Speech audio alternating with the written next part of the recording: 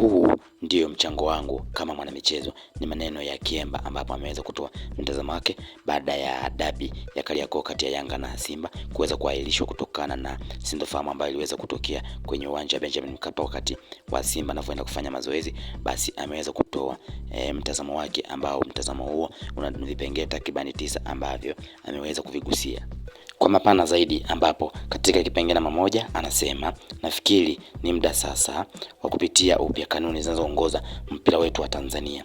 Kipengele cha pili anadai kwamba vitendo visivyo vya kiungwana na vinavyovunja kanuni zetu vimezoeleka kiasi cha watu kuhisi ni kawaida kufanyika na vitiliwi maanani.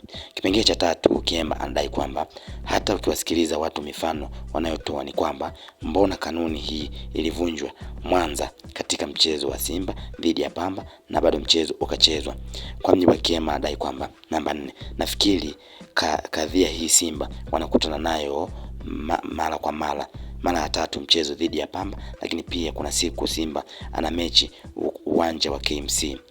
Namba 5 anasema mimi nafikiri lingekuwa ni jambo la ajabu sana Simba kukubaliana na kitendo kilichofanywa pale Taifa juzi, hasa kwenye mechi muhimu ya msimu.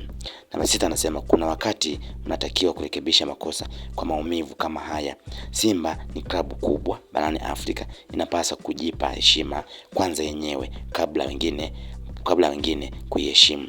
Huwezi kuwasimamisha wachezaji kwa masaa matatu nje ya geti la uwanja, wachezaji ambao kwanza wana gharama kubwa lakini wapo kuelekea mchezo muhimu wa msimu. Walichokifanya Simba ni fundisho kwa klabu zinazodhani kila timu ni ya daraja la kuchezewa.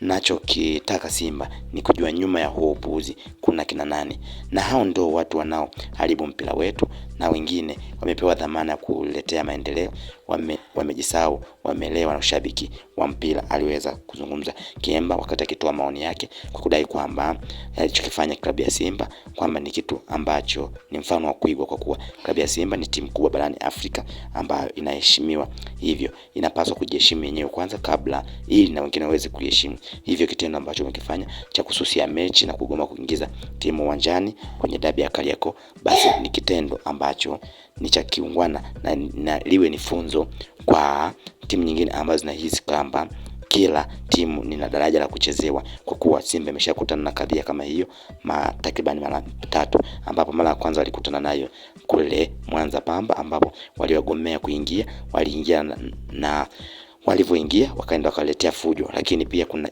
tukio ambalo litafanyika pale KMC, lakini tena Yanga wakaja wakarudia tena kuweza kuwazuia Simba wasiweze kufanya mazoezi kwenye uwanja huo. Hivyo Simba wamefanya kitu kizuri ili iwe funzo, na akawa anasisitiza kwamba kuna watu ambao wapo nyuma yao ambao hawaeleweki ni kina nani.